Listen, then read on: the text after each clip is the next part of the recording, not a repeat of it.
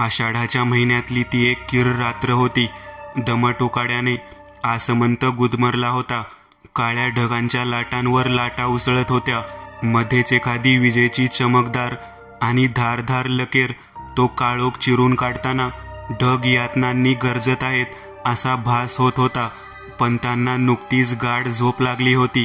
वयोमानप्रमाणे त्यांची झोप कमीच झाली होती. 12:30-1 तर निद्रादेवीच्या आगमनाची नेहमीचीच वेळ. अचानक त्यांना जाग आली.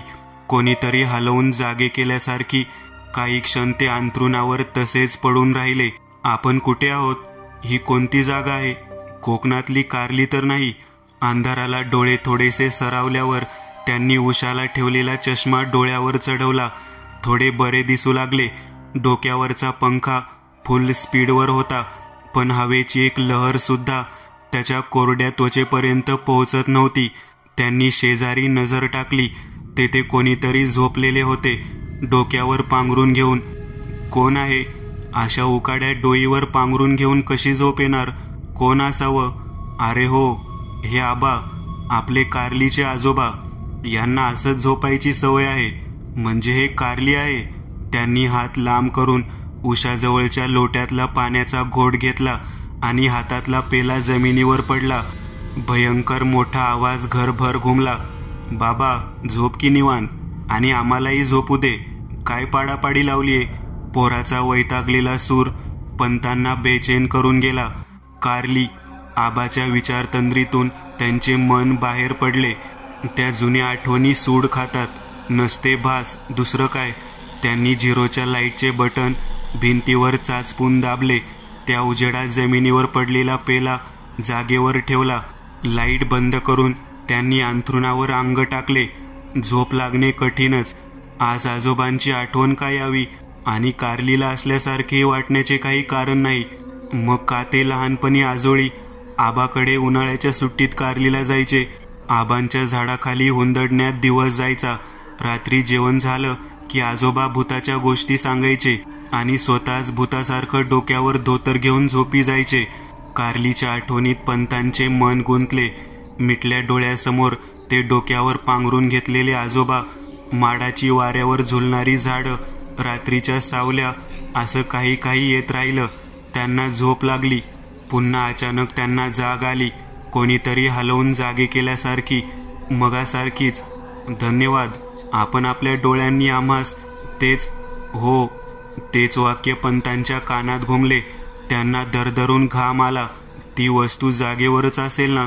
काल झोपताना पाहायला हवे होते. त्या पोराचं काही खरं नाही. काल सकाळी ट्रंक उघडली तेव्हा शशी शेजारीच खेळत होता. आजोबा, त्या बॉक्समध्ये काय आहे मला बघायचंय, असे त्याने विचारलेही होते. आपण घाई ती छोटी पेटी कपड्याखाली दडवली म्हणा, पण या वयात मुलाची उत्सुकता जबरदस्त असते. आपलीही होतीच की. पण काही झाले तरी त्या वस्तूला जपायला हवं.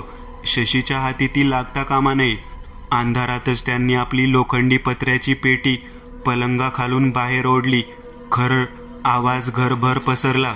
बाबा, बाबा, झोपा की. काय चाललंय तुमचं? खाडकन दार उघडून त्यांचा वैतागलेला मुलगा श्रीधर त्यांच्या बेडरूममध्ये आला.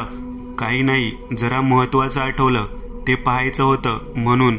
बाबा, ही गोळी घ्या, झोपेची आहे.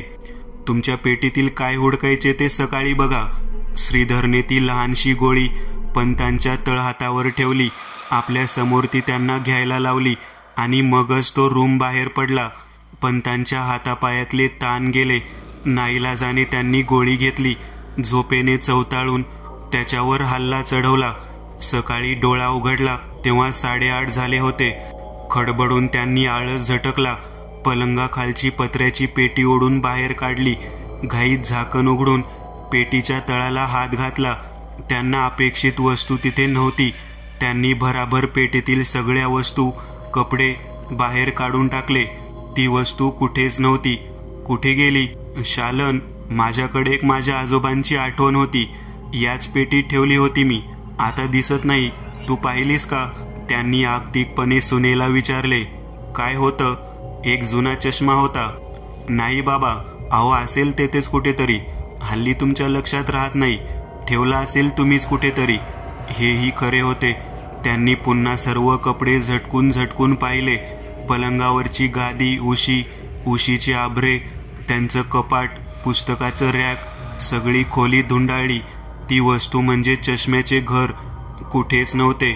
अरे बापरे, एक गोष्ट त्यांच्या लक्षात आलीच नव्हती. सकाळी पेटीला नेहमी असणारे कुलूप नव्हते. हे काम नक्की शशीचे. शालन, शशी कुठे? कुठाय म्हणजे कुठं असणार? शाळेत गेलाय. कधी येणार? त्यांच्या या प्रश्नाला शालनने उत्तर दिले नाही. फक्त म्हाताऱ्याकडे एक जळजळीत कटाक्ष टाकला आणि आपल्या कामाला लागली. शालन, अगं शशी शाळेतून कधी येतो? पंतांनी सकाळपासून तिसऱ्यांदा आपल्या सुनेला विचारले. बाबा, अहो त्याची शाळा 3 वाजता सुटते. घर गाठायला त्याला 3:30 होतात. हे नेहमीच आहे आणि तुम्हालाही चांगलंच माहीत आहे. आज काय लावलं हे तुम्ही सकाळपासून? नसता वैताग, शालिनी त्रासून म्हणाली. पंत गप्प बसले. त्यांनी घड्याळात पाहिले. 2 वाजले होते. अजून 1.5 तास होता.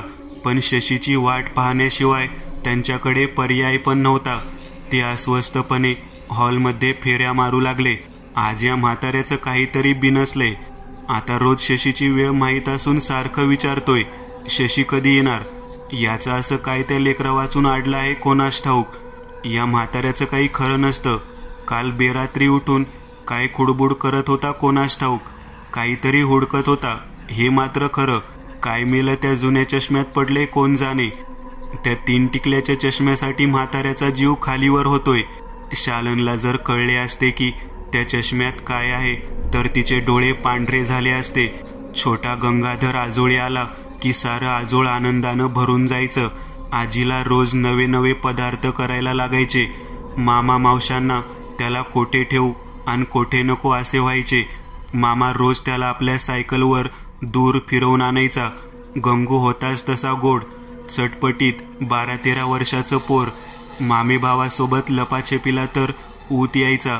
कोकणातला तो मोठाल्या ओसऱ्यांचा वाडा, आसपासच्या आंब्याच्या पोकळीच्या बागा, केळीची रुंद पानाची झाड, लपायला अनंत जागा. या आनंदात घरातील एक व्यक्ती मात्र सामील असली तरी थोडी धास्तावलेली असे. ते म्हणजे गंगाधरचे आजोबा, आबा. त्याला कारणही होतेच. गंगाधर म्हणजे उचापाती कार्ट. इतर घरच्या पोरासोरांना रागावता यायचं, पण हे पडलं जावयाचं पोर, कसं रागवणार? अशाच एका उन्हाळ्याच्या सुट्टीत गंगू आजोळी अवतरला. सकाळी आंबील पिऊन पोर घरभर लपाछपी खेळत होती. आबांनी सकाळची पूजा आटोपून घेतली. 2 फुलं आणि हळदी कुंकवाचे पंचेपाळे घेऊन आपल्या खोलीत आले. छताच्या सवण्यातून सूर्याचा प्रखर झोत येत होता. त्या झोताखाली बसून त्यांनी पलंगाखालची आपली लाकडी ट्रंक बाहेर ओढली. जुन्या कपड्यांच्या खालून त्यांनी एक छोटंसं चष्म्याचं घर काढलं. मनोभावे त्याला नमस्कार केला. हलक्या हाताने त्या चष्म्याच्या घराचे झाकण उघडले. आतील पांढऱ्या फ्रेमचा, काळ्या काचा असलेल्या चष्म्याचं हळदी कुंकू वाहिले, अक्षदा वाहिल्या. असाच शांत राहा, हीच हात जोडून विनंती रे बाबा. अशी प्रार्थना त्यांनी डोळे मिटून मनातल्या मनात केली. आज शनी अमावस्या होती. खडतर दिवस. आज त्या चष्म्याची पूजा करण्याचा आबांचा गेल्या 30 वर्षाचा रिवाज होता. आबा, त्या पेटीत चष्म्यासारखं काहीतरी दिसतंय, मला बघायचंय, हातात घेऊ द्या ना, गंगाधर आग्रहानं म्हणाला. आबा केवढ्यांदा तरी दचकले. हे कार्ट आलं कुठून? अरे गंगू, कशाला माझ्या खोलीत आलास? जा बाहेर खेळायला. आबा, आम्ही लपाछपीच खेळतोय. मी या खोलीत लपलोय. पण तो चष्मा द्या ना. चल पळ, ती वस्तू खेळायची नाही. जा निघ माझ्या खोलीतून, जा बाहेर. आबा त्याच्यावर खेकसलेच. गंगाधर हिरमुसला होऊन घराबाहेर पडला खरा, पण रागातच परसातल्या आंब्याच्या झाडावर जाऊन बसला. आबा बॅड बॉय आहे. कसं रूढ बोलला. मी काय रोज रोज येतो का? फक्त सुट्टीतच येतो ना. पण तो गॉगल एकदम भारी दिसत होता. एकदा घालून पाहायला पाहिजे. पण आबा त्याची पूजा का करत होता? या कोकणातल्या म्हाताऱ्याचं काही खरं नसतं. कशाची पण पूजा करतात. एक नारळ घेतात नि पिंपळाच्या झाडाखाली ठेवतात. परवा तर झाडाखालच्या दगडाची पूजा केली होती. तसंच ते पूजेचं पण काहीतरी फॅड असेल असे ना. आपल्याला तो चष्मा पाहिजे म्हणजे पाहिजे. रात्री आबा लवकर जेवतो आणि 8 वाजता झोपतो. डोक्यावर पांघरून घेऊन. तोच मोका साधायचा. गंगाधरनं मनाशी बेत पक्का केला. गंगू, चाल जेवायला. मामीने मागच्या दारातून हाळी दिली तशी गंगाधरने झाडावरून उडी घेतली. पोटात भूक लागलीच होती. रात्री 8 वाजता पोरांच्या बरोबर आबांनी पण नेहमीप्रमाणे जेवून घेतले. 2-3 भूतांच्या गोष्टी पोरांना सांगितल्या. बारकी पोरं उघड्या ढालजत गार पडलेल्या गोधडीवर झोपी गेली. दिवसभर खेळून दमलीच होती. त्यात आबांनी सांगितलेल्या भूताच्या गोष्टी गंगाधरला मात्र त्या चष्म्याची उत्सुकता झोपू देत नव्हती. थोड्याच वेळात मोठी माणसं पण झोपी गेली. घर शांत झाले. नीरव शांतता. गंगाधर हळूच अंथरुणातून उठला. डाळत समोरच्या अंगणात झाडाच्या सावल्या भूतासारख्या दिसत होत्या. आज रोजच्या पेक्षा जास्त अंधार वाटत होता. आभाळात मिनमिनत्या चांदण्या होत्या पण चंद्राचा पत्ता नव्हता. गंगाधरने कानोसा घेतला. सगळे झोपलेले होते. कुठेच आवाज होत नव्हता. फक्त एक कुत्री कुठेतरी रडत असावं. बाकी शांत होते. आबांची खोली ढालजाच्या डाव्या कोपऱ्यात होती. उकाड्यामुळे त्यांनी खोलीचे दार उघडेच ठेवलेले होते. घरात बारीक प्रकाशाचा लाईटचा दिवा जळत होता. आबाच्या पलंगासमोर एक जुनाट टेबल फॅन चालू होता. गंगाधरला आबांची पेटी कुठे आहे माहीत होते. दुपारीच त्याने पाहून ठेवली होती. हळूच त्याने पेटीचे झाकण थोडेसे उघडले आणि आत हात घातला. थोडे कपड्याखाली चाचपल्यावर त्याच्या हाताला सकाळची चपटी चष्म्याची पेटी लागली. त्याने ती बाहेर काढली. आवाज न होऊ देता मोठ्या पेटीचे झाकण बंद केले. आबांनी अंथरुणात चुळबुळ केली. झोप चाळवल्यासारखी गंगाधरचे पाय लटपटू लागले. आबा जागे झाले तर चोर समजून गंगाधर तेथेच कोपऱ्यात श्वास रोखून उभा राहिला. पण काहीच झाले नाही. म्हातारा पुन्हा हलकेच घोरू लागला. गंगाधरने त्या चष्म्याच्या घरातून चष्मा काढला आणि डोळ्यावर घातला. त्याच वेळेस मगाशीचं ते कुत्रं जीवाच्या आकांताने रडू लागलं. गंगाधरला तो चष्मा थोडासा कोमट वाटला. त्यातून आजूबाजूची खोली स्पष्ट दिसत होती. हा, किंचित लालसर झाक मात्र होती. बहुधा काच त्या रंगाची असेल. पण घरातला अंधार कोपरा पण कसा काय इतका स्पष्ट दिसतोय? काहीतरी खास गोष्ट यात असावी. पण हा चष्मा आपल्याला कसा दिसतोय हे गंगाधरला पाहायचे होते. त्याने आसपास नजर टाकली. आजोबांच्या खोलीत आरसा नव्हता. पुन्हा एकदा त्याने आसपास नजर फिरवली. यावेळेस त्याला अजून काहीतरी विचित्र भासले. त्याने पुन्हा पाहिले. खोलीतली प्रत्येक गोष्ट ठळकपणे दिसत होती. टेबल, त्यावरील फॅन, त्याच्या शेजारचा पाण्याचे भांडे पेला, भिंतीवरचे कॅलेंडर, अगदी सगळं स्पष्ट दिसत होतं. दिसत नव्हते ते फक्त आजोबा. पलंग, त्यावरील चादर, उशी दिसत होती पण आजोबा दिसत नव्हते. त्याने चष्मा काढून पाहिले तर नेहमीप्रमाणे डोक्यावर पांघरून घेऊन झोपलेले आजोबा दिसले. चष्मा घातला की दिसेनात. का? धन्यवाद. आपण आपल्या डोळ्यांनी आम्हास पाहण्याची परवानगी दिलीत. आता आम्ही आमचे भक्ष्य स्वतः हस्तगत करू शकतो. दुसरे योग्य माध्यम आम्हास लाभत नाही. तोवर आम्ही तुमच्या सोबत आहोत. कोणीतरी आपल्या डोक्याच्या आत सांगत आहे असा भास गंगाधरला झाला. कोण आपल्या डोक्यात बोलतोय याचा काय अर्थ? एवढ्यात कुठेतरी खुडबुड झाली. घाबरून गंगाधरने आजोबाच्या खोलीबाहेर धूम ठोकली. आपल्या जागेवर येऊन पांघरुणात गुडूप झोपल्यासारखा पडून राहिला. मग केव्हा तरी त्याला झोप लागली. सकाळी आजीच्या रडण्याने त्याला जाग आली. घरात सगळेच रडत होते. काहीतरी वाईट झाले होते. हळूहळू त्याच्या लक्षात आले. काल रात्री आजोबा मेले होते. चष्म्यातून त्यांना पहिल्याच काही संबंध असेल का? ते मरणार म्हणूनच ते चष्म्यातून दिसले नव्हते. असे काही असेल का? आपले भक्ष्य स्वतः हस्तगत करू असे आपल्या डोक्यात कोण बोलत होतं? आणि ते भक्ष्य म्हणजे आजोबाच होते. गंगाधरच्या मनात या प्रश्नांनी गोंधळ घातला होता. तो चष्मा गंगाधरने आपल्या पिशवीत ठेवून दिला. गंगाधर मोठा होत गेला.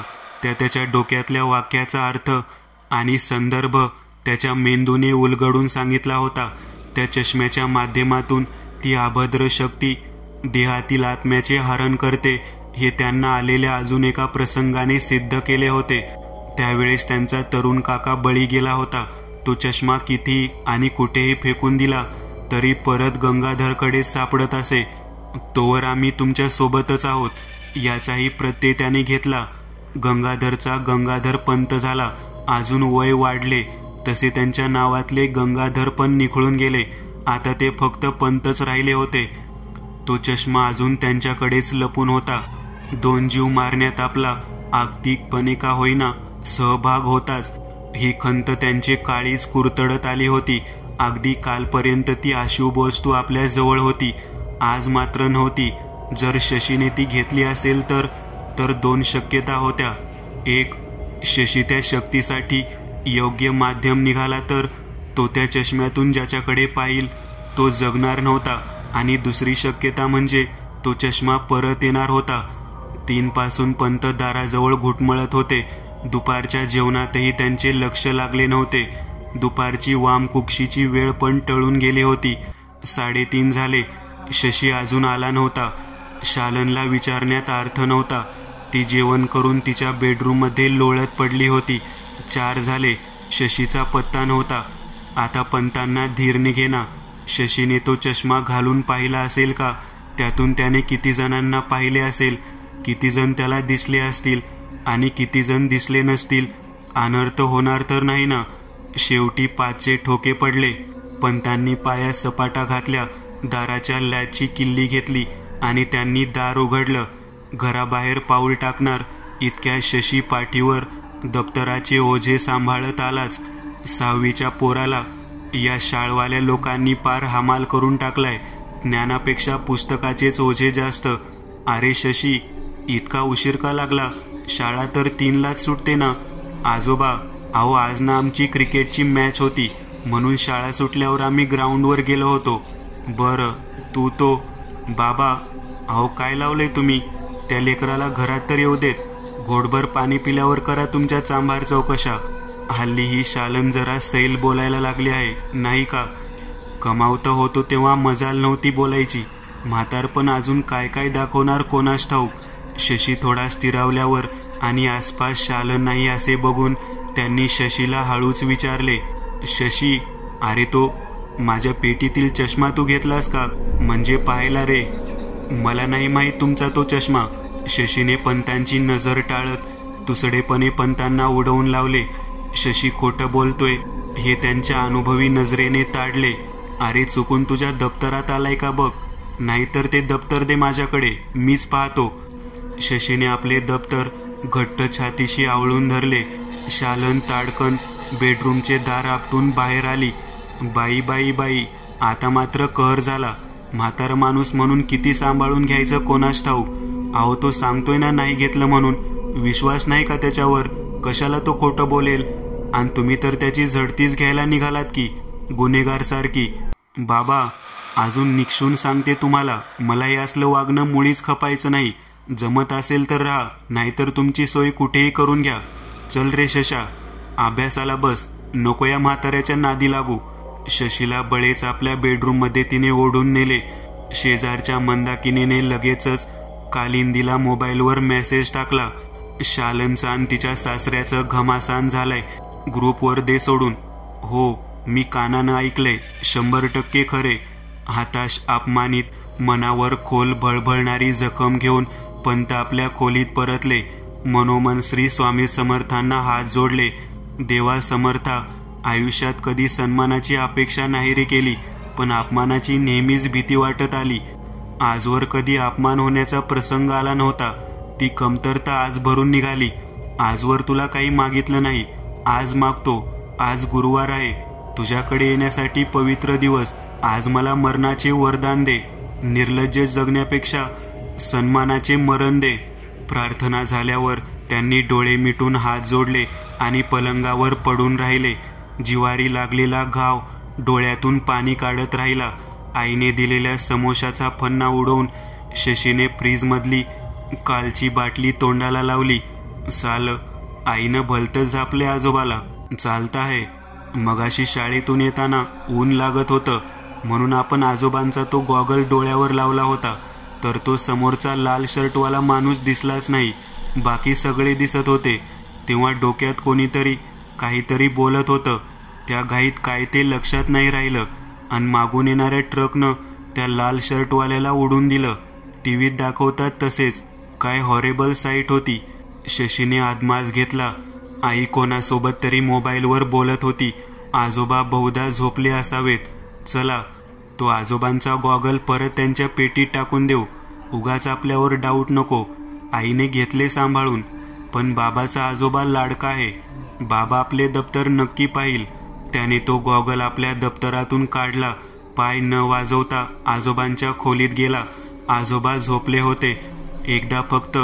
एकदाच घालून बघू गॉगल. पुन्हा तर ठेवूनच द्यायचं आहे. भारी दिसतं यातून. थोडंसं लालसर, तरी एकदम क्लिअर. त्याने तो चष्मा डोळ्यावर लावला. आजोबांची खोली लाल रंगात न्हाऊन निघाली होती. आजोबांचा पलंग, गादी, उशी लालच दिसत होती. आणि आजोबा ते तर दिसतच नव्हते. त्याने झटक्यात चष्मा कपाळावर सरकून पाहिले. आजोबा शांत झोपले होते.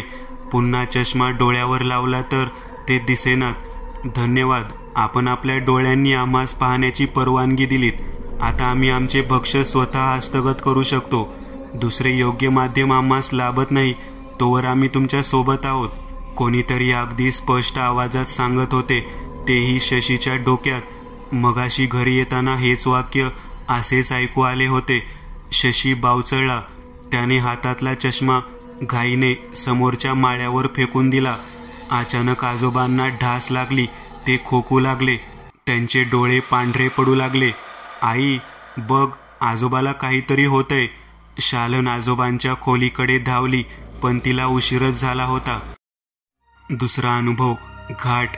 संतोष मोरे वयाने 30-35ला असेल. पत्नी आणि 4 वर्षाच्या मुलीसोबत मुंबईत राहतो. उदरनिर्वाहासाठी तो स्वतःच्याच गाडीवर ड्रायव्हिंग करत असे. दिवसभर लांबची भाडी सोडी आणि रात्री त्याने आपली गाडी आमच्या कंपनीत लावली होती. अलीकडेच जुनी गाडी विकून त्याने नवी कोरी स्विफ्ट डिझायर घेतली होती. शनिवार रविवार कंपनीचे सुट्टीचे दिवस असल्याने एकदा त्याने कुटुंबासोबत त्याच्या गावी नाशिकला जायचे ठरवले. शनिवारी एक लांबचे खासगी भाडे सोडल्यावर तो घरी संध्याकाळी उशिराच पोहोचला. पण वेळ का वाया घालावा, आणि तसेही नाशिक मुंबईहून जवळचे अंतर असल्याने तो कुटुंब समवेत रात्रीचे जेवण करून गावी जाण्यास निघाला. मुंबई सोडली आणि कसारा घाटातील त्यांचा प्रवास सुरू झाला. पत्नी व मुलगी मागील सीटवर निद्राधीन झाले होते. का कोणास ठाऊक संतोषला आज घाटातील रस्ता नेहमीपेक्षा जरा अधिकच सुनसान वाटत होता. गाड्यांची वर्दळ फार कमी होती. अर्धा आधी घाट पार होताच गाडी अचानक जागच्या जागी थांबली. त्या धक्क्याने मागील सीटवर गाढ निद्रेत गेलेल्या दोघीजणी पण जाग्या झाल्या. काय झाले काहीच कळेना. संतोषच्या पत्नीने त्याच्याकडे विचारणा केली, पण त्यालाही काही समजेना. काही दिवसांपूर्वीच त्याने गाडीची नियमित तपासणी आणि सर्व्हिसिंग करून घेतली होती. तसेच निघण्यापूर्वी इंधनाची टाकीही फुल केली होती. त्याने पत्नीला निश्चिंत राहावयास सांगितले व तो दरवाजा उघडून बाहेर आला. घड्याळात 2:30 वाजले होते. हवेत खूपच गारवा होता व वातावरण नीरव काळोखी शांत होते.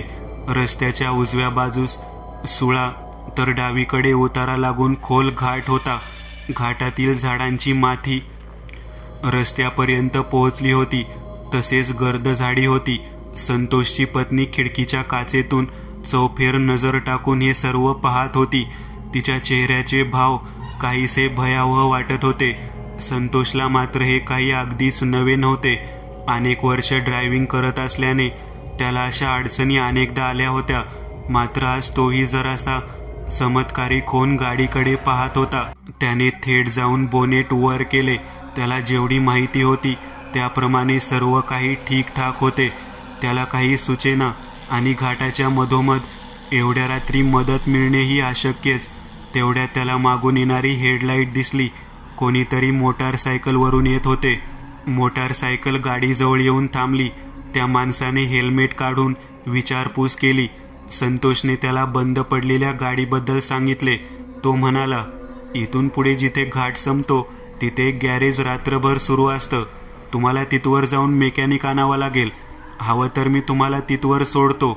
बाईकने आपण 15 मिनिटात पोहोचू. तुम्ही अर्ध्या तासात पुन्हा इथे पोहोचाल आणि गाडी सुरू होईल. एव्हाना संतोषच्या पत्नीने काच खाली केली होती व सर्व ऐकत होती. बराच वेळ त्या जागेवर राहून आणि आता तर अजून एका व्यक्तीची सोबत मिळाल्यामुळे असेल तिची भीती काहीशी कमी झाली होती. त्या माणसाचं म्हणणं ऐकून संतोष विचार करू लागला. त्याने आपल्या पत्नीकडे पाहिले. दोघांना एकटा असं सोडून जाणं त्याला बरोबर वाटत नव्हतं, पण घाटात एवढ्या थंडीमध्ये लहानगीला घेऊन रात्र काढणेही शक्यच नव्हते. शिवाय मेकॅनिक आल्याशिवाय गाडी जागची हालणेही अशक्यच वाटत होते. त्याला काय सुचले आणि कसं कोणास ठाऊक त्याने धीरिष्ठ निर्णय घेतला. पत्नीची समज घातली, तिला धीर दिला आणि गाडीतच बसून स्वतःची व मुलीची काळजी घेण्यास सांगितले. आपण थोड्याच वेळात मेकॅनिकला घेऊन परतू, तू निश्चिंत राहा, सांगून तो मोटारसायकलवाल्यासोबत निघून गेला. अर्ध्या तासानंतर जेव्हा तो मेकॅनिक सोबत बाईकवर परतला तेव्हा लांबूनच त्याला वेगळे चित्र दिसले. त्याच्या गाडीच्या आसपास अजून 4 ते 5 वाहने उभी होती आणि त्याची गाडी माणसांच्या गर्दीने वेढली गेली होती. तो पुरता घाबरला आणि पळत पळतच गर्दीजवळ आला. गाडीत पाहतो तर काही बायका त्याच्या रडणाऱ्या मुलीला शांत करण्याचा प्रयत्न करीत होत्या, पण त्याची पत्नी तिथे कुठेच दिसत नव्हती. त्याच्या पायाखालची जमीन सरकली. मेकॅनिकने विचारताच गर्दीतील एक माणूस सांगू लागला, आताच 5-10 मिनिटापूर्वीची गोष्ट. मी इथूनच बाईकने जात असताना विचित्र प्रकार पाहिला.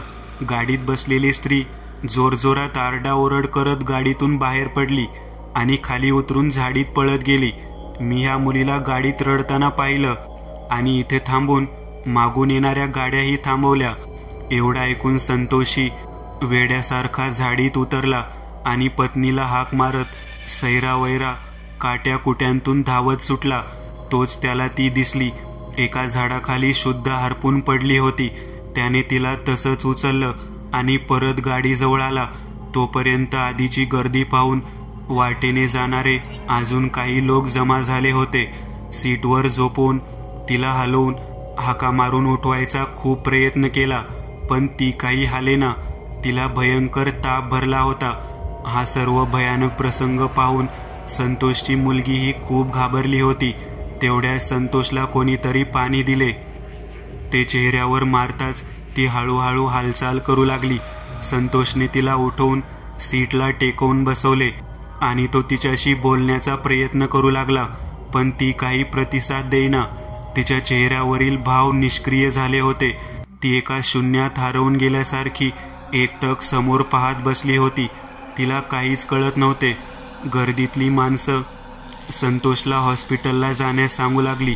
संतोषने तिला परत मागच्या सीटवर झोपवले आणि मुलीला आपल्या मांडीवर घेतले. चमत्कारी गोष्ट म्हणजे त्याची गाडी मेकॅनिक शिवाय व्यवस्थित चालू झाली होती. सर्वांचे आभार मानून तो मागच्या पावली मुंबईच्या दिशेने गाडी पळवू लागला. घरी पोहोचल्यावर त्याने बायकोला सावरण्याचा प्रयत्न केला, पण ती सर्व काही हरवून गेल्यासारखी शुद्धीवर असूनही बेशुद्ध झाली होती. तिची वाचाही हरपली होती. त्याने फॅमिली डॉक्टर आणला आणि त्याची औषधे सुरू केली. तिचा ताप नाहीसा झाला, पण तिची परिस्थिती जैसे तेच. 2 दिवस काहीच फरक न पडल्यामुळे संतोष पूर्णपणे बिथरला होता. तेव्हा कोणीतरी सुचवल्यावर तो तिला घेऊन दादरच्या एका नामांकित मानसोपचार तज्ज्ञाकडे घेऊन गेला आणि त्या डॉक्टरची ट्रीटमेंट सुरू केली. काही दिवसातच तिच्यात सुधारणा जाणवू लागली. ती हळूहळू बोलू लागली होती, पण काहीही बरळत होती. संतोषला वाटे तिचं मानसिक संतुलन ठीक व्हायला वेळ लागेल. तिच्या प्रकृतीमध्ये बऱ्यापैकी सुधारणा आली असे वाटू लागल्यावर संतोषने पुन्हा आपले काम सुरू करायचे ठरवले व त्याप्रमाणे तो त्याची गाडी घेऊन रात्री कंपनीत आला. ऑफिस सुटण्याची वेळ रात्री 2ची असे व त्याप्रमाणे सर्व ड्रायव्हर्स आपली वाहने वेळेपूर्वी आणून कंपनीच्या मोकळ्या जागेत एका रांगेत पार्क करीत. स्टाफ सुटेपर्यंत सर्व ड्रायव्हर्स एकत्र होऊन गप्पा थट्टा मस्करी करीत. सर्वजण एकमेकांच्या परिचयाचे असल्याने चांगले मित्र होते. त्या दिवशी संतोष भरपूर दिवसांनी आपल्या मित्रांच्या गप्पामध्ये रंगला होता. चेष्टेचा विषय टाळण्यासाठी त्याने स्वतःच्या बाबतीत घडलेली घटना त्यांना सांगणे टाळले होते. ज्या ठिकाणी गाड्या पार्क होत्या त्या समोरच त्यांच्या गप्पांची मैफिल रंगली होती. एवढ्यात त्यांपैकी एका ड्रायव्हरचे लक्ष दूर अंधुक प्रकाशात उभ्या केलेल्या संतोषच्या गाडीकडे गेले. त्याला गाडीत काही असल्याचे जाणवले. त्याला भरपूर घाम फुटला आणि त्याच्या तोंडून शब्द निघाले, "अरे संतोष, तुझ्या गाडीच्या मागच्या सीटवर एक मुलगी केस सोडून बसली आहे बघ, आणि तिचा पूर्ण चेहरा रक्ताने माखला आहे." एवढा ऐकून सर्वांनी थट्टेचा सूर चढला आणि त्याला सर्व मूर्ख ठरू लागले. पण संतोष काहीच बोलला नाही. त्याने त्या रात्री गाडी कंपनीतच ठेवली आणि तो थेट आपल्या घरी गेला. दुसऱ्या दिवशी येऊन त्याने ती गाडी खरेदी किमतीच्या अर्ध्यापेक्षा कमी रकमेला विकून टाकली. कारण जेव्हापासून त्याची पत्नी बोलू लागली होती, ती वारंवार एकच गोष्ट संतोषला सांगत होती, "आपल्या गाडीच्या मागच्या सीटवर एक मुलगी बसलेली आहे आणि पूर्ण रक्तबंबाळ आहे. ती मला दिसते." गाडीतून पळून जाण्याचे कारणही तिने हेच सांगितले होते. पण संतोष तिच्या सांगण्याकडे सतत दुर्लक्ष करीत होता. पण शेवटी मित्रांनीही हीच गोष्ट सांगितल्यावर त्याला ते पटलं होतं. नंतर चौकशी केल्यावर अशी गोष्ट समजली की जेव्हा त्याची गाडी घाटात बंद पडली होती, तेव्हाच एका अपघातात मृत्यू पावलेल्या मुलीच्या आत्म्याने त्याच्या गाडीत प्रवेश केला होता.